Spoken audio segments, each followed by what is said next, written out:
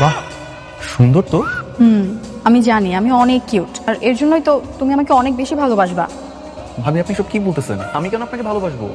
ভাবি? এই ভাবি মানে কি? আমি তোমার কোন জন্মের ভাবি লাগি? বাসার ঘরে এসে বউকে ভাবি বলা হচ্ছে? এক ঘুষি দিয়ে না নাকটা ফাটিয়ে ফেলবো একদম। হাই হাই রে, এখানে কি হইতেছে এগুলা? এই তুই থেকে কি করতেছস? মা, বাবা, দেখো এখানে কি চলতেছে। তোমাদের ছোট ছেলে আমার বাসার উপর কাইনা নিতেছে। কি এই গাধা বাস, এই বাসর ঘরে বেবে চিৎকার করে একদম তোর তো। তুই কেমন আসছিস? মানে আসছিস ভালো কথা, এই ঘরে কি করিস তুই? আমি আইসা দেখি হারামিটা আমার বাসর ঘরে বিছানার উপরে উঠে গেছে।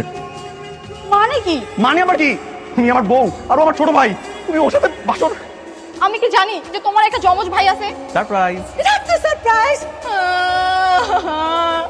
আমার সব কিছু শেষ হয়ে স্বামী দেবর দুজনের চেহারা এক। আমি কিভাবে সংসার করব? সকাল বিকাল তো আমি গুলিয়ে ফেলবো কোনটা স্বামী কোনটা দেবর। আমার সব কিছু শেষ। আমি যে কি করব? এই তুমি প্লিজ থামো না। কেন কান্না করতেছো? তোমার কিছু হবে না তো? আমি আছি না। তুমি আছো এটাই তো সমস্যা। তোমার তোমার ভাইয়ের চেহারা এক। আমি যদি তুমি ভেবে ওকে কিস করে ফেলি এইসব কথা বলতেছো তুমি? তখন কি হবে? আমি মাঝে মাথাটা নিজের হাতে তুলে দিচ্ছি। কি ব্যাপার, তুমি ওকে সব বেড়ে দিচ্ছ, আমাকে বেড়ে দিবা না? আমি তোমার ভাবি, আমাকে আপনি করে বলবে। আমাকে তুমি করে বলবে শুধু তোমার ভাই।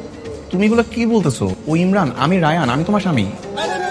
আল্লাহ সত্যি, আল্লাহ সরি আমার না আসলে ভুল হয়ে গেছে। আমি ভুলে ফেলছি কোনটা স্বামী কোনটা দেব। সাবধানে থাইকো। টাটা। সাদা শার্ট কালো প্যান্ট, এখন তো সময় মজা নেওয়ার।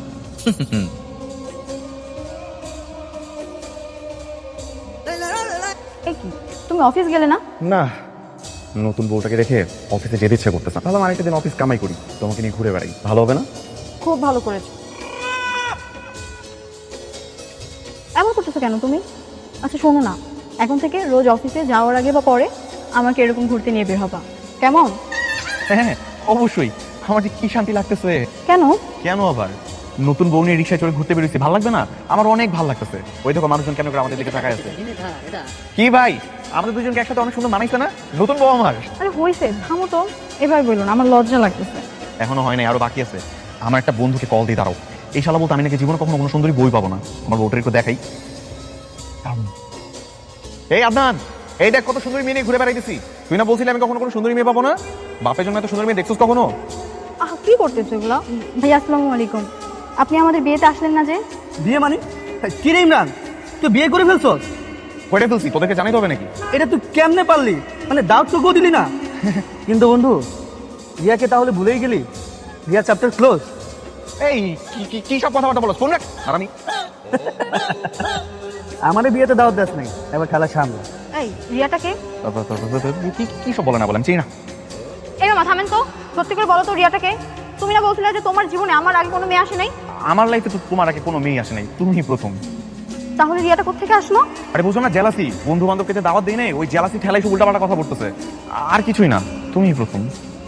সত্যি বলতেছো তো? হ্যাঁ একদম সত্যি।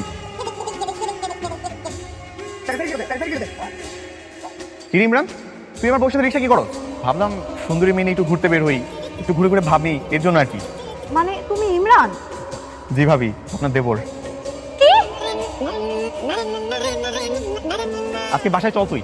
মা বাবার কাছে বলে তোর যদি মার না হয়েছে না, তারপর দেখিস আমি নিজে তোর হাঁটি কুটি ভাঙবো। এই চলো, আসো। আচ্ছা বসছো।